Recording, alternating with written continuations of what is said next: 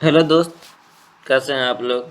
कल हम लोगों ने मौर्य साम्राज्य के बारे में पढ़ा था। आज हम लोग पढ़ेंगे मौर्योत्तर बिहार के बारे में। आइए शुरू करते हैं। सवाल नंबर 1। मौर्य साम्राज्य के उपरांत मगध पर किस वंश का शासन स्थापित हुआ। मौर्य साम्राज्य के बाद मगध पर किस वंश का शासन स्थापित हुआ। वो वंश था शुंग वंश। शुंग वंश का संस्थापक कौन था। ये थे पुष्यमित्र शुंग। किस शुंग शासक ने पाटलिपुत्र में स्थित कुक्कुटराम विहार को 3 बार नष्ट करवाने का प्रयत्न किया। वो थे पुष्यमित्र।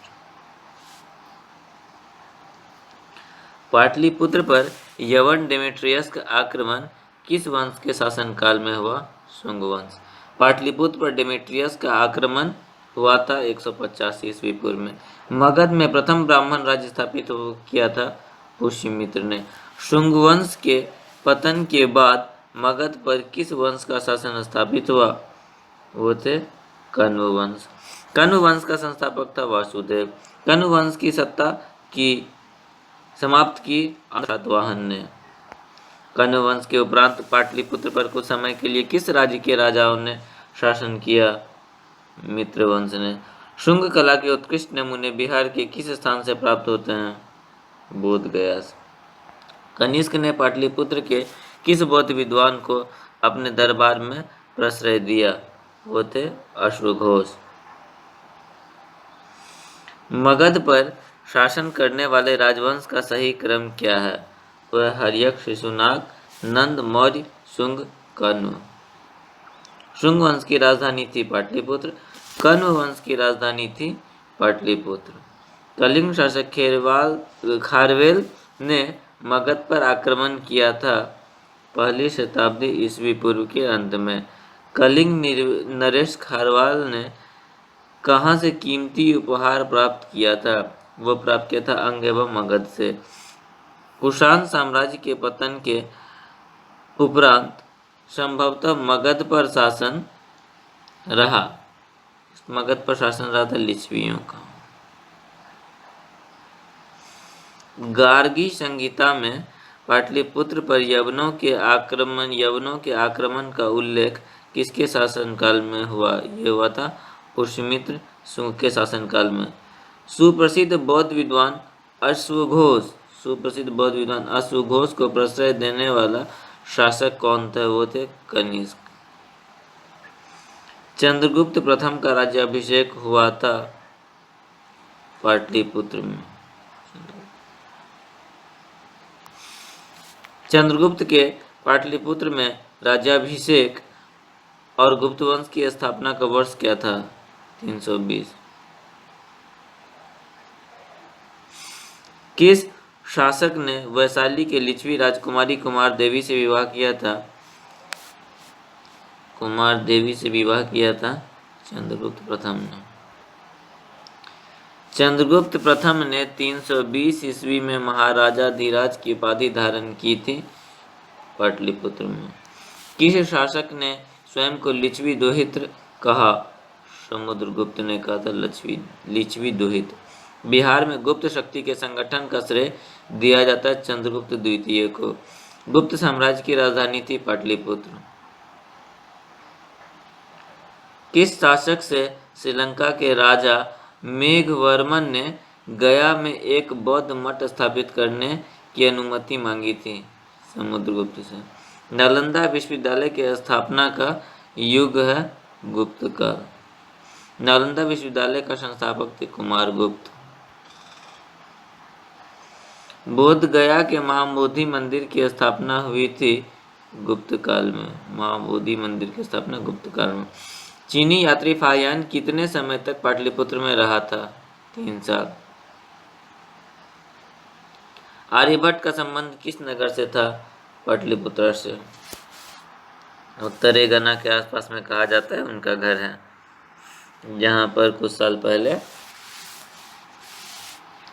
सूर्य ग्रहण के टाइम कुछ ऐसा संयोग बन रहा था जिसका वहाँ से काफ़ी स्पष्ट भी था, तो देश विदेश से भी सैलानी आए थे वहाँ पर तरेगना में।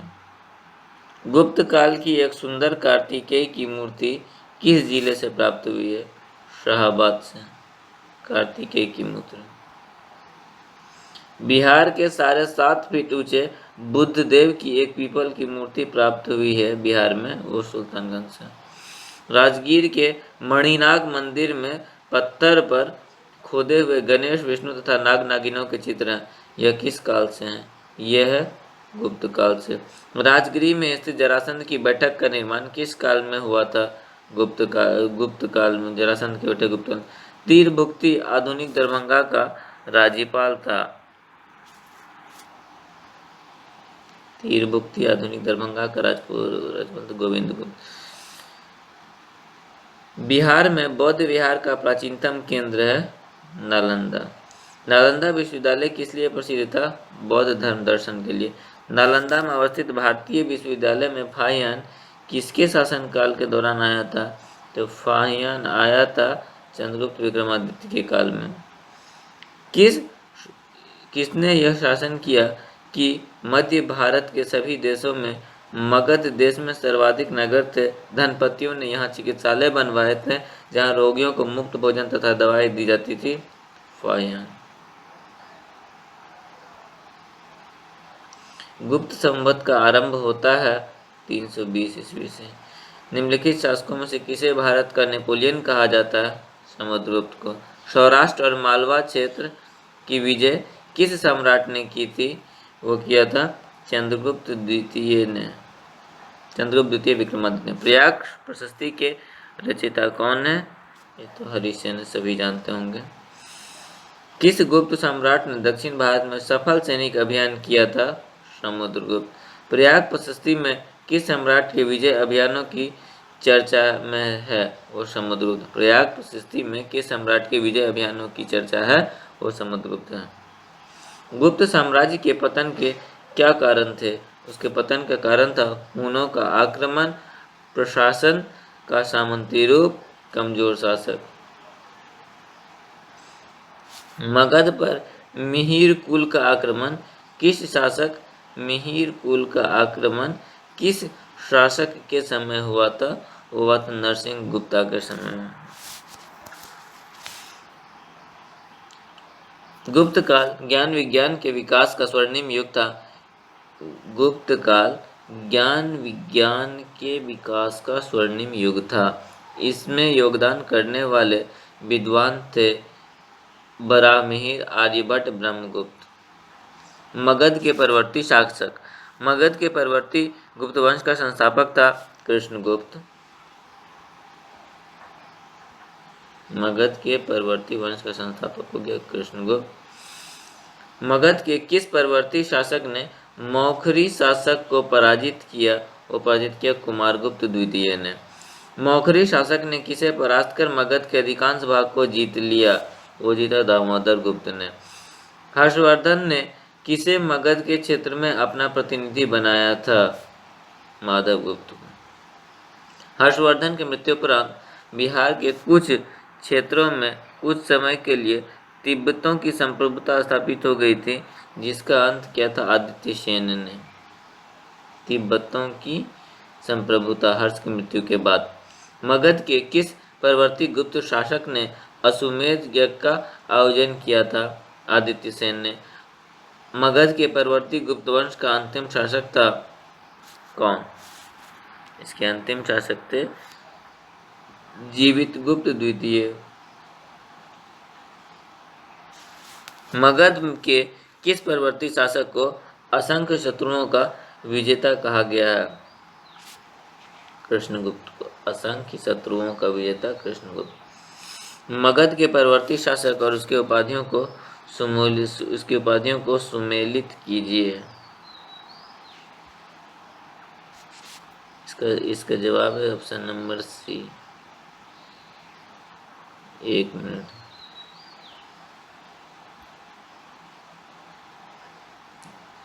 सुमेलित करना है।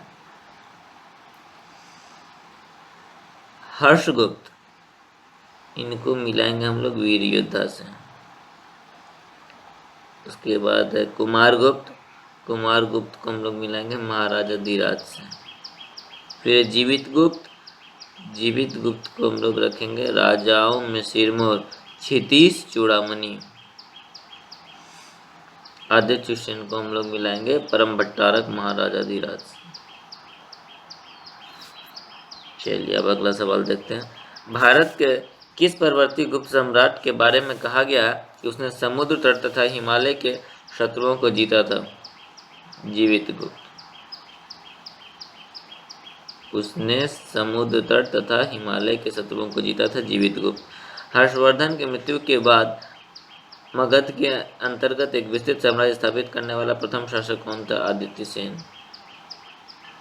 मगध के किस परवर्ती सम्राट के शासनकाल में चीनी राजदूत वांग हुएन से भारत की यात्रा की थी? आदित्य सेन ने। मगध के परवर्ती गुप्त शासकों का सही क्रम क्या है? तो सही क्रम ये कृष्णगुप्त, हर्षगुप्त, जीवित गुप्त, कुमार गुप्त, दामोदर गुप्त, महासेन गुप्त, देवगुप्त, माधव गुप्त, आदित्य सेन आदि।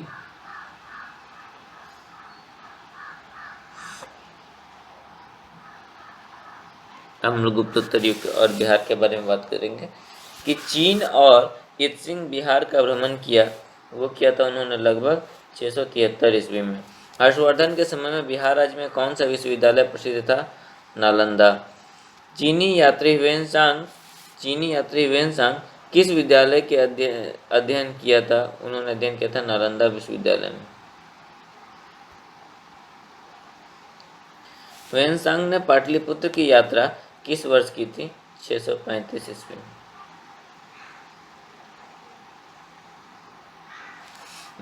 बोध गया के महाबोधि वृक्ष को क्षति पहुंचाने वाले शासक थे शशांक।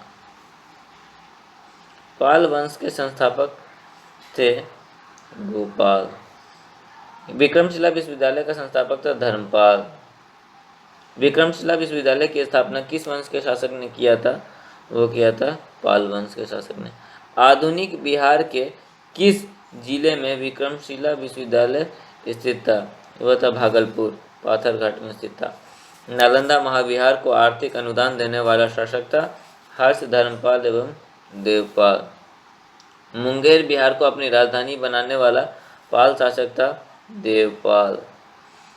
पाल शासकों द्वारा बौद्ध धर्म के किस संप्रदाय को विशेष प्रोत्साहन दिया गया? महायान को। किस शासक के काल में शैलेंद्र वंश के शासक ने नालंदा में एक बौद्ध मठ की स्थापना करवाया था? देवपाल ने। नालंदा विश्वविद्यालय के खर्च के लिए किसने 200 गांवों को दान में दिया? धर्मपाल ने। किस शासक ने ओदंतपुरी बिहार शरीफ में बौद्ध विहार की स्थापना करवाया था? गोपाल ने। किस काल में कांसे की मूर्तियों के निर्माण की एक उन्नत शैली का विकास बिहार में हुआ था? पाल युग में। बिहार में पाल युग में कांस्य की निर्मित मूर्ति की एक उन्नत शैली का विकास हुआ था धीमन एवं बिठपाल की। पालकालीन कांस्य मूर्ति कलाकार धीमन एवं विट्ठलपाल कहाँ के निवासी थे? नालंदा। पालकालीन कांस्य प्रतिमाएं सांचे में डली है, इसका साक्ष्य मिला है नालंदा एवं कुरुखिहार गया से। पालकालीन मूर्ति कलाकार धीमन एवं विट्ठलपाल समकालीन थे धर्मपाल एवं देवपाल के। चित्रित मांडुलिपि अष्टशास्त्रिक प्रज्ञा परमित और पंचरक्षक किस युग के थे? पाल युग। पालकालीन चित्रकला का भित्ति चित्र के रूप कहाँ से प्राप्त हुआ था? नालंदा। पाल शासक अपना आदेश प्रसारित करते थे पाटलिपुत्र से। पाल कला में श्रीनगर भुक्ति कहा जाता था मगध को। देवपाल की अनुमति से सुमात्रा के राजा बलदेव पुत्र ने कहाँ विदेशी विद्यार्थियों के लिए छात्रावास का निर्माण करवाया था? वो नालंदा में। अब आइए मिथिला के कर्नाट वंश को देखते हैं। मिथिला या तिरहुत से कर्नाट राज्य का उदय 1097-98 में किसके शासनकाल में हुआ था? वो हुआ था रामपाल के शासनकाल में। मिथिला या तिरहुत के कर्नाटक राज्य के संस्थापक थे नन्यदेव। मिथिला के कर्नाट की राजधानी थी सिमरावगढ़। कर्नाट वंश का अंतिम शासक था हरि सिंह। कर्नाट वंश का पूर्णतः अंत हुआ था 1378 ईस्वी में। बिहार में किसके समय में पंजी प्रबंध का विकास हुआ था? कर्नाट शासक के। तिब्बत इतिहासकार धर्म स्वामी तिरहुत आया था 1234 ईस्वी में। बख्तियार खिलजी के आक्रमण के समय कर्नाट में किसका शासन था? वो शासन था नरसिंह देव का। तुर्क सेनापति तुगरिल तुगन द्वारा मिथिला पर आक्रमण की चर्चा करने वाला विदेशी यात्री था लामा तारानाथ और Dharma Swami. Option number D. Tughan के अभियान के समय कर्नाट राज्य का शासक था राम सिंह देव। कर्नाट शासकों में कौन एक महान समाज सुधारक था? हरि सिंह देव। पंजी प्रबंध मिथिला क्षेत्र में किसके शासनकाल में मुख्य रूप से विकसित हुआ? वो हुआ था हरि सिंह देव के। बिहार में तुर्कों का आगमन। बिहार में तुर्क का सत्ता संस्थापक था इब्ने बख्तियार खिलजी। बख्तियार खिलजी की बिहार में पहली महत्वपूर्ण विजय थी बिहार शरीफ उदंतपुरी। बिहार में तुर्क सत्ता की स्थापना हुई थी 1198 ईस्वी में। बख्तियार खिलजी ने अपना प्रारंभिक मुख्यालय बनाया था बिहार शरीफ में। नालंदा विश्वविद्यालय को किसने ध्वस्त किया था? उसे ध्वस्त किया था बख्तियार खिलजी ने। बख्तियार खिलजी के आक्रमण के समय पाल वंशीय शासक कौन थे? वो शासक थे इंद्रियम्नु पाल। इंद्रियम्नु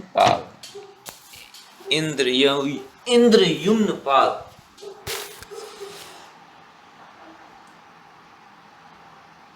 बख्तियार खिलजी के आक्रमण समय सेन वंशीय शासक थे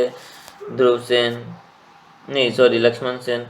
बिहार के सूफी संतों का आगमन किस शताब्दी में हुआ था? 12वीं शताब्दी में। बिहार में आने वाले पहले सूफी संत थे मोमिन आरिफ। मनेर की विजय से किस सूफी संत का संबंध था? ताज फकीर। सल्तनत कालीन बिहार में सैनिक अभियान आयोजित करने वाला सुल्तान था इल्तुतमिश। बिहार की दिल्ली सल्तनत के अधीन करने वाला प्रथम सुल्तान था इल्तुतमिश। इल्तुतमिश ने 1225 ईस्वी के लगभग किसे पराजित कर बिहार पर अधिकार कर लिया था? हिसामुद्दीन एवज। निम्न में से कौन सुल्तान बिहार काल में बिहार का प्रांतपति नहीं रहा था? ये मुबारिज खां। किस काल में बिहार पर दिल्ली सल्तनत के सुल्तानों का निर्णायक वर्चस्व स्थापित हुआ? तुगलक काल में। बिहार के कर्नाट वंश के शासक हरि सिंह देव को पराजित करने वाला सुल्तान था गयासुद्दीन तुगलक। मोहम्मद बिन तुगलक ने बिहार के किस नगर का नाम तुगलकपुर कर दिया था? दरभंगा। दरभंगा में एक दुर्ग एवं जामा मस्जिद का निर्माण करने वाला सुल्तान था मोहम्मद बिन तुगलक। तुगलक काल में बिहार की राजधानी थी बिहार शरीफ। बिहार राज्य का नाम बिहार किसने दिया था? तुर्कों ने। बिहार राज्य का नाम बिहार किस काल में पड़ा? वो पड़ा तुगलक के काल में। मलिक इब्राहिम या मलिक बया बिहार का प्रशासक किस काल में था? तुगलक काल में। बिहार के तुगलक काल के सर्वाधिक महत्वपूर्ण प्रशासक मलिक इब्राहिम या मलिक बया का मकबरा है बिहार शरीफ में। बिहार के प्रसिद्ध संत शेख अहमद चिरमपोश से भेंट किस सुल्तान ने किया था? वो किया था फिरोज तुगलक ने। फिरोज तुगलक का फारसी अभिलेख बिहार शरीफ में मिलता है। उत्तर बिहार में कर्नाट व शासकों का अंत किस सुल्तान के द्वारा हुआ था? वो हुआ था गयासुद्दीन तुगलक के द्वारा। 14वीं शताब्दी में तिरहुत में फिरोज ने किस वंश का शासन आरंभ करवाया था? वैनवार वंश का। तिरहुत के किस वैनवार वंश के शासक के छत्रछाया में प्रसिद्ध कवि विद्यापति ने अपने काव्य की रचना की थी? वो थे शिव सिंह। बिहार में प्रारंभिक तुर्क गतिविधियों के संदर्भ में महत्वपूर्ण जानकारी के लिए प्रमुख स्रोत हैं तबकाते नासिरी। इब्राहिम लोदी के काल में बिहार के किस सूबेदार ने सुल्तान के विरुद्ध विद्रोह किया? दरिया खानुहानी। बिहार के जनजातीय क्षेत्र के लिए झारखंड शब्द का प्रयोग पहली बार हुआ 13वीं शताब्दी में। वर्तमान बिहार क्षेत्र के लिए बिहार नाम सर्वप्रथम किस रचना में मिलता है? वो मिलता है तबकाते नासिरी में। किस सुल्तान के तिरहुत को तुगलकपुर का नाम लिया? ये लिया मोहम्मद बिन तुगलक ने। किस सुल्तान ने तिरहुत तुगलकपुर से अपने सिक्के जारी किए। मोहम्मद बिन तुगलक ने किस सुल्तान ने राजगीर स्थित जैन मंदिरों को अनुदान दिए? फिरोज शाह तुगलक ने। तुगलक काल में बिहार के प्रांतपति पद पर आसीन कौन था? मलिक बया और मजदुल मुल्क। दिल्ली के किस सुल्तान ने बिहार में सैनिक अभियान कर मुंगेर तक अपना राज्य विस्तृत किया? ये किया सिकंदर लोदी ने। बख्तियार खिलजी का बिहार में प्रथम पड़ाव कहाँ था? मनेर। बिहार शरीफ स्थित मलिक बया के मकबरे की विशेषता क्या है?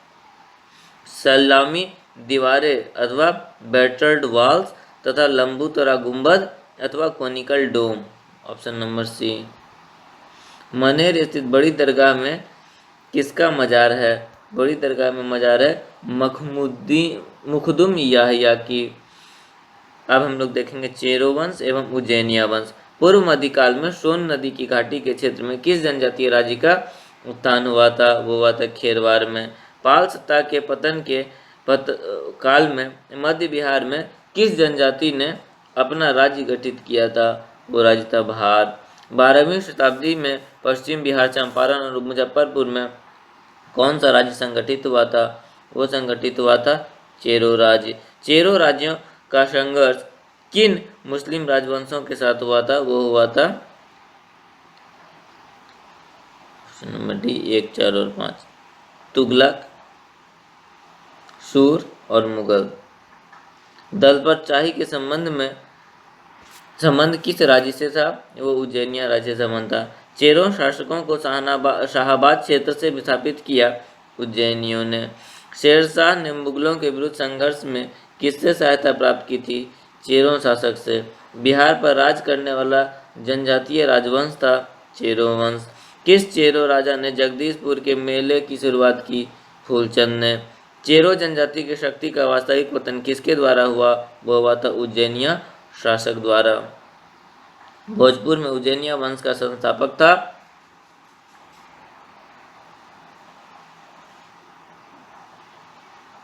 संतन सिंह। भोजपुर में उज्जैनिया वंश के संस्थापक थे संतन सिंह। भोजपुर के उज्जैन शासकों की राजधानी रही थी ढावा, बिरटा और बक्सर। भोजपुर के उज्जैनी शासक निम्न में से कौन नहीं थे? बाघमल उज्जैनी शासक नहीं थे। चांद एवं मुंड जो चांडेश्वरी एवं मुंडेश्वरी नामक मंदिरों से जुड़े हैं, ये संबंधित हैं शाहाबाद के चेर से। बिहार में अफगान राज्य के सत्ता उत्कर्ष में निर्णायक देन था नुहानी कबीले की। सिकंदर लोदी ने 1495-96 ईस्वी में किसे बिहार का प्रभारी नियुक्त किया था? दरिया खां नुहानी को। बिहार में नुहानी राज्य का संस्थापक था मोहम्मद शाह नुहानी। महमूद लोदी को विस्थापित कर बाबर ने किसे बिहार का प्रशासक नियुक्त किया? जलाल खां को। सूरवंश की अब सूर साम्राज्य शेरशाह सूरी को देखेंगे हम लोग। सूरवंश की स्थापना की थी शेरशाह ने। शेरशाह को शेर खां की उपाधि दी थी मोहम्मद नुहानी ने। शेर खां के पिता हसन खां जागीरदार थे सासाराम के। शेर खां बिहार के किस शासक का संरक्षक नियुक्त हुआ था? जलाल खां का। बिहार में शेरशाह का राजनीतिक वर्चस्व किस युद्ध में उसके विजय के साथ स्थापित हुआ? सूरजागढ़ या सूरजगढ़ का युद्ध। शेरशाह ने किस युद्ध में हुमायूं को पराजित किया था?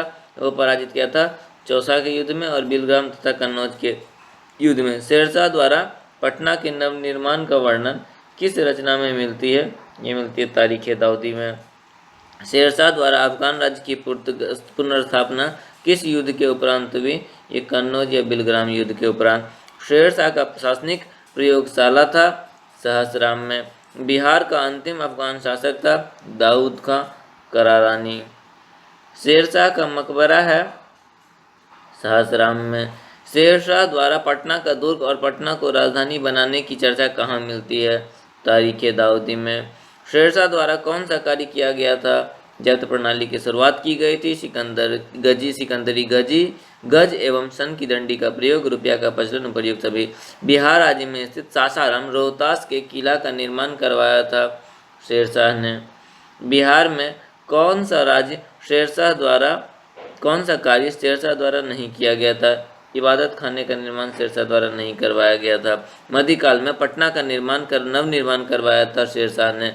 सहसराम किसके मकबरे के लिए प्रसिद्ध है? यह शेरशाह सूरी, हसन खां सूर और इस्लाम शाह तीनों के लिए प्रसिद्ध है। शेरशाह के मकबरा के संबंध में क्या सही है? यह झील के मध्य में स्थित अष्टकोणीय आकार का है। यह मकबरा चौकारे चबूतरे पर बना है जिसके चारों ओर सीढ़ियां हैं। इसकी छत पर एक भव्य गुंबद के रूप में है। हाँ, ये सही है। पटना को प्रांतीय राजधानी बनाया था शेरशाह ने। सुप्रसिद्ध सूफी संत शेख वर्णन किस अफगान शासक के समकालीन थे? वो थे शेरशाह और इस्लाम शाह के समकालीन। अष्टकोणीय मकबरों की श्रृंखला में अंतिम मकबरा है इस्लाम शाह का। शेरशाह के अधीन बिहार में कितनी सरकारी प्रमंडल थी? शेरशाह के अधीन थी 7। अब बताएंगे कि वर्तमान में कितने प्रमंडल है बिहार में। शेरशाह द्वारा पटना किले और नगर को बनाने में कितना व्यय हुआ था? 5 लाख। बिहार को सर्वप्रथम अपने साम्राज्य में मिलाने वाले मुगल शासक थे अकबर। बिहार को मुगल साम्राज्य के प्रांत का दर्जा दिया गया 1580 में। किस शासक ने मनेर की बड़ी दरगाह का भ्रमण दर्शन किया था? बाबर ने। किस मुगल शासक ने मनेर में बंगाल के सुल्तान से भेंट की थी? हुमायूं ने। पटना की विजय में किस मुगल शासक ने भाग लिया था? अकबर। किस मुगल राजकुमार ने अपने विद्रोह के क्रम में बिहार में शरण ली थी? शाहजहां ने। मुगल कालीन बिहार में कितनी सरकारें थी? ये थी 7। अकबर कालीन बिहार के सूबेदारों में सबसे प्रसिद्ध कौन था? राजा मान सिंह। बिहार किस मुगल सूबेदार ने रोहतास को अपनी राजधानी बनाया? वो थे राजा मान सिंह। किस मुगल शासक के समय में बिहार में सर्वाधिक विद्रोह हुआ? अकबर। बिहार में मुगल कालीन इमारतों में सबसे पुराना है हाजीपुर के जामा मस्जिद। राजकुमार अजीम द्वारा अजीमाबाद को बसाने पर कितना खर्च किया गया था? 1 करोड़। बिहार में राजकुमार अजीम का कार्यकाल था 1702 से 12। औरंगजेब के शासनकाल में बिहार में सरकारी प्रमंडलों की संख्या थी 8। किस मुगल शासक के शासनकाल में खोखरा देश छोटा नागपुर की विजय संपन्न हुआ था? जहांगीर। सिख गुरुओं में किनका बिहार से घनिष्ठ संबंध रहा था? वो रहा था इनका गुरु नानक, गुरु तेग बहादुर और गुरु गोविंद सिंह का। किस मुगल सम्राट के शासनकाल में बिहार की पर दिल्ली पर नियंत्रण वस्तुतः समाप्त हो गया? वो समाप्त हो गया फर्रुखसियर। ईरानी यात्री मोहम्मद सादिक किस मुगल शासक के समय में बिहार आया था? जहांगीर। ईरानी यात्री अब्दुल लतीम किस मुगल शासक के शासनकाल में बिहार आया था? अकबर। राजा मान सिंह को बिहार प्रांत का प्रांतपति नियुक्त किया था अकबर ने। मुगल शासक जहांगीर ने 1621 में किसे बिहार का प्रांतपति नियुक्त किया था? वो नियुक्त किया था राजकुमार परवेज को। राजकुमार अजीम को किसने बिहार का सूबेदार बनाया था? औरंगजेब ने। पटना के अजीमाबाद का नाम दिया गया राजकुमार अजीम ने। वह प्रथम मुगल सम्राट जिसका राज्याभिषेक बिहार में हुआ था वो फर्रुखसियर थे। किस मुगल शासक का राज्याभिषेक पटना में हुआ था? फर्रुखसियर का। किस मुगल शासक के काल में बिहार पर बंगाल के नवाबों का नियंत्रण स्थापित हो गया था? बहादुर शाह प्रथम का। मुगल प्रांत बनाने के उपरांत बिहार का गवर्नर कौन था? ये गवर्नर थे मिर्जा अजीज कोलकाता बोलने के लिए। मुगल कालीन बिहार का गवर्नर रहा है डी उपर्युक्त तो सभी। इसमें से इसका आंसर हो जाएगा शुजात खां, सईद खां, मुकर्रब खां। बिहार में किस मुगल शासक का राज्याभिषेक अंग्रेजों के संरक्षण में हुआ? शाह आलम द्वितीय। मुगल काल में बिहार का व्यापार किस महाद्वीप से होता था? होता था उपर्युक्त सभी से, एशिया, अफ्रीका और यूरोप से। बिहार में मुगल स्थापत्य कला का सर्वश्रेष्ठ उदाहरण है मनेर स्थित शाह दौलत का मकबरा। बिहार के मनेर में स्थित शाह दौलत का मकबरा बनवाया था इब्राहिम खां काकर ने। बिहार के मनेर स्थित शाह दौलत का मकबरा के संबंध में क्या सही है? इसका निर्माण लाल पत्थर से हुआ है, ये सही है। इस पर अकबर के अधीन विकसित संश्लेषित शैली का प्रभाव है, इसका दोनों सही है, ऑप्शन नंबर सी। 1556-57 में मुगल शासक अकबर ने किसकी विद्वता के पुरस्कार में उसे मिथिला का राज्य दिया था? महेश ठाकुर ने। शाहजहां के काल में बिहार का सूबेदार था शाइस्ता खां। अकबर ने बंगाल तथा बिहार को मुगल साम्राज्य में मिलाया। ये मिलाया था 1576 ईस्वी में। मुगल काल में किस वर्ष बिहार को बंगाल सूबे का अंग मान लिया गया? ये मान लिया गया 1733 ईस्वी में। इसी के साथ ही ये पार्ट आज हम खत्म करते हैं। हम लोगों ने मध्योत्तर बिहार से शुरू करके मध्यकालीन बिहार को खत्म किया। कल हम लोग आधुनिक बिहार के वस्तुनिष्ठ प्रश्न को देखेंगे। बोलने के क्रम में अगर किसी भी प्रकार की त्रुटि हो जाए तो आप ध्यान अवगत करा सकते हैं और उसके लिए मैं क्षमा प्रार्थी हूँ। तब तक के लिए जय हिंद, जय भारत, वंदे मातरम। मिलते हैं बहुत जल्द अगली कड़ी में। धन्यवाद।